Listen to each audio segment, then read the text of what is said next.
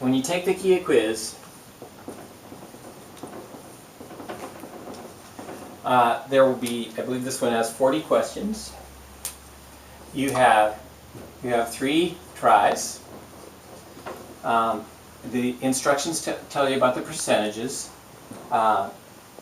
Your best score will be used. It is open notes, the closed book, and that's honor system. But frankly, I make it short enough so that if you're trying to page through the book to find your answers, you won't have time to complete it. But I trust you to be honorable on that. Just don't tempt yourself. Close your book.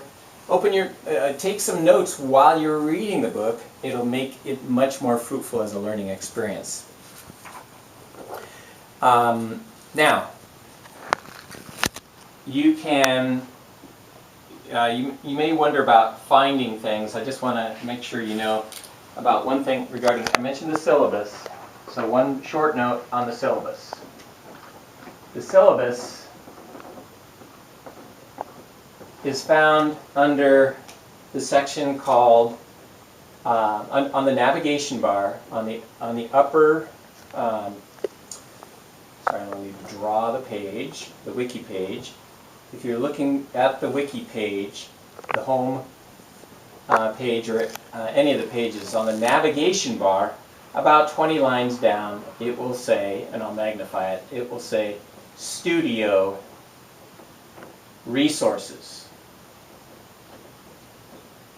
Obviously in smaller print, so you can click there and find what you need.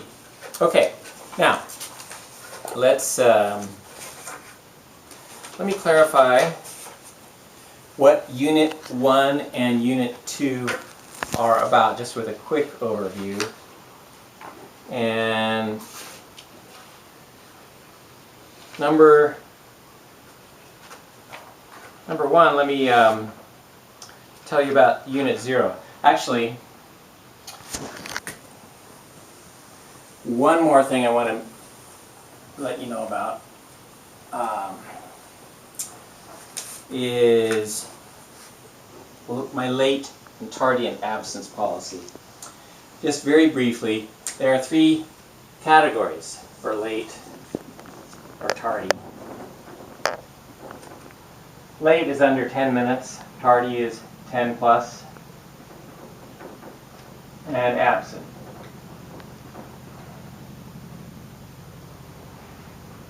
I'll just say it and don't want to belabor it, that legitimate excused late, tardies, and absences need to be preceded or accompanied by or followed by an email or a note or a phone call from a parent or guardian.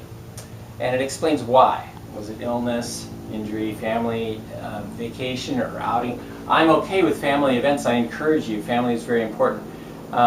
Just having a plan for making up the work is what this is about. Now, there's classwork, there's homework, there are KIA quizzes, there are benchmark labs, and there are unit tests. Those can be made up and then turned in within, if it's an excused, then it can be turned in the first 2 days back. And you can use a late homework pass. You get 3 of those per semester. If for some reason something falls through the crack, and I will still accept it. Otherwise, if it's unexcused,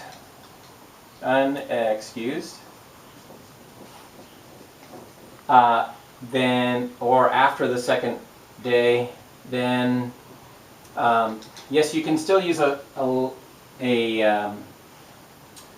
you can still turn it in, and the maximum is 80%. You can get 80% credit. Now, sometimes I get requests for extra credit. So let me tell you, my extra credit policy is very simple. It's not available. I don't give alternate assignments to make up things that were unexcused late, tardies, or absences. Sometimes I do make available extra credit assignments for additional credit along these lines. Number one, those who are hungry to learn more about physics and want something more deep or broad.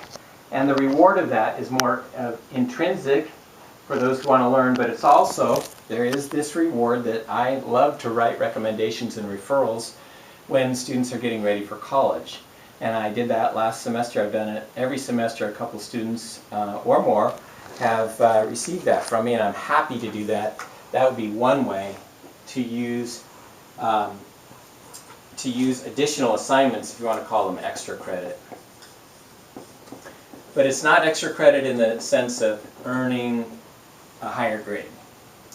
Now, missed class time for unexcused late, tardy, or absence will lower your grade statistically. Now, what I mean by that is students who are about 10 minutes late, and I have had them, they typically get, 10 minutes out of 80 minutes is about 13% off, and typically their highest grade is about 87%.